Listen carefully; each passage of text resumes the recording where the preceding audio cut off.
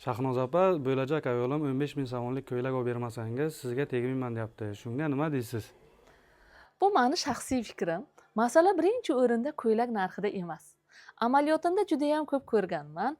Kelinlarimiz 10 ming, 15 ming so'mlik ko'ylak kiyishsa ham, lekin u obraz kelinlarimizga qimmatbaho ko'rinish bermasligi mumkin. Aksincha, oddiyroq, arzonroq, byudjetli ko'ylak kiyishsa ham, lekin qaysidir qizlarimizga qimmatbaho ko'rinish berishi mumkin.